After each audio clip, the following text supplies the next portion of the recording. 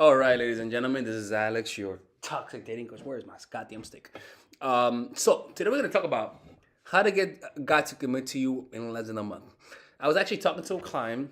I'm not gonna tell you the details, but she was asking me how she's dating a guy after 6 months. This guy's great. His sexual chemistry is incredible. She's from China, so you guys will never know who she is. Like there's a billion Chinese people. Um, and so she wants to know how to make that happen. And first of all, I told her this, okay, that if it's already been 6 months, my rule is after 3 months, the latest four. The guy doesn't want a relationship, boo boo. It's not gonna happen, okay? But since some people want to make this work, maybe the guy's hesitant, maybe the guy's going through something. How do you bring it out of him? I have a strategy for that, okay? The first thing is this, okay? If you want to get a guy to commit, you first have to make him fear. You first have to create competition and make him fear losing you. The thing is that when a guy is undecisive about you, it's because one, he may not like you too much, or two, he may not feel the competition enough. And I told her this. Imagine that there's somebody at your job that you're trying to hire, and this person is uncertain about getting the job, and it's a good job, great job, a lot of value, right? And the guy you're trying to hire is uncertain. Would you hire that guy? Absolutely not. Because if this person sounds hesitant about working with you, most likely he's going to be late to the first day of job, and it's going to be difficult firing him, right? It's the same thing. Is that if a guy isn't showing motivation to be in a relationship and he's acting and he keeps pushing the can down the road by either giving you some logical excuse why he can't be with you right now, let me tell you something, man. When somebody's in love with you, logic goes out the window. Okay? It's that simple. If you're talking to a guy and he's very logical about why he can't be with you and he's giving you good rational reasons, the guy doesn't like you because he shouldn't be thinking rationally. He should be thinking completely irrationally because he's in love. And the feeling of love is so intense that there's no way in hell he can think rationally. So that's the first thing. There's no excuse when it comes to love. I don't give a fuck. I don't give a fuck. There's no excuse. So what you gotta do is create scarcity without making him think that you're looking for a relationship. So what you can do is this.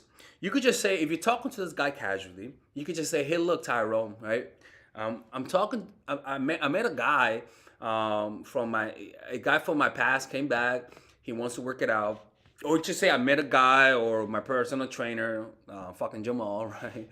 Wait a minute, what? Jamal? I know Jamal, right? He's my rival. No, I'm kidding. I met a guy and he wants a relationship. I don't know, but I'm gonna start seeing him. But we could still talk. But if I stop talking, just let you know it's because I want to give this guy a try, right? You're not break. And by the way, make sure you tell him. By the way, if anything happens, just let you guys know. Just let you know you're a great guy. Any woman will be happy to be with you. But I'm just giving you a warning so that if we stop seeing each other, it's not unexpected. I hope you're okay with that, right? It's almost like you're sort of saying, I'm letting you know I'm seeing somebody. We can, since we're friends with benefits and we're not in a relationship, he can't get mad. He can't say, oh, you can't be seeing him, because then you can say, bitch, we're not in a relationship. What the fuck are you talking about? And if he does get mad with that and still doesn't offer the relationship, the guy is selfish. He just wants to use you and doesn't care about your happiness. Like I met a woman who I was clearly using, right? I mean, she was just making it too easy, to be honest with you. And when she broke up and said I have to go to Mexico because I'm just not happy, I didn't stop her because it's fucked up. Like I said, you know what? You're right. Like it's best that you leave, right? Because I'm not that mean of a guy. So it's the same thing with this. If a guy still doesn't want you to see him and still doesn't offer a relationship, then the guy's not for you. But if the guy is okay and says no problem, and he still lets you see this guy while he knows that this guy wants a relationship, then it's just a sign that he likes you, but he's not jealous of you. And jealousy is important because it means he wants to have you for himself, right? So right after you tell him that, if he's okay with it, don't break up with him instantly. Don't stop seeing him instantly. Slowly, gradually pull away. So if you saw him 7 times a week, the next week only see him 5 times a week. And then the next week, see him 3 times a week. And then the next week, 2 times a week. And then the next week, 1 time a week. And slowly fade away from his life. Why? Because you want to give him enough chances to say, hey, why are you leaving? And if he says, hey, baby, don't leave, you say, look, Tyrone, like, he wants a relationship. I mean, like, what do you want me to do? Like, we're not nothing. Like, he wants a relationship. I like you. You're a great guy. Any woman will be happy to be with you. You gotta say that line. Guys hate that fucking line. And if he gets mad but still doesn't offer a relationship, then he's just doesn't like you that way, and he's just butthurt. That's all. He's not mad because he loves you. He's mad because you're leaving. That's all. And the key to all of this is to accept reality. Accept reality as it is. He may not hold on to you. There's a reason why he took so long to not be in a relationship. For women, the most important thing is to not waste your time. Don't waste your time. Don't let a guy waste your time. And this is how you do it. You create an ultimatum by not being that direct about your intention, but you're obviously putting him in a position where he has to decide. And that's how you do it. All right, ladies and gentlemen, if you guys ever want to learn how to use your feminine energy to influence people, learn how to use your masculine energy to become more assertive, and also learn how to blend both energies to improve your dating life, your spiritual life, honestly, your relationship life, your family life, your career life, this is the course for you. If I had to make a course for my nieces, I have two nieces, one is 19 and one is 15.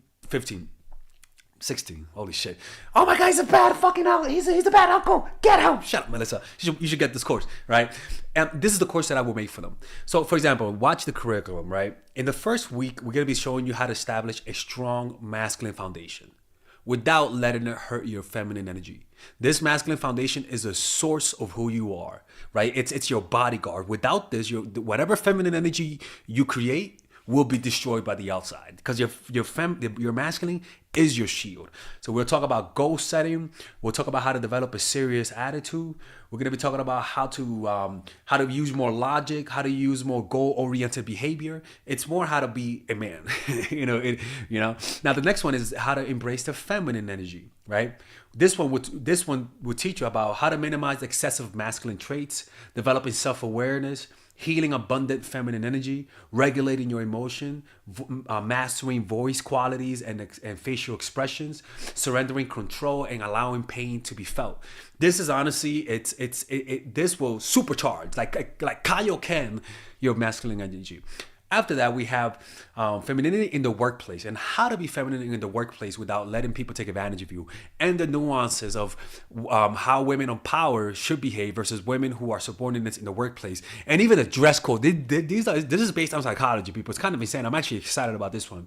The next week, we talk about navigating the labyrinth of male and female friendship. And this, a lot of women find confusing, so we talk about that. And how to identify envious friends, how to identify the good friends, how to keep male friends, and how to keep female friends.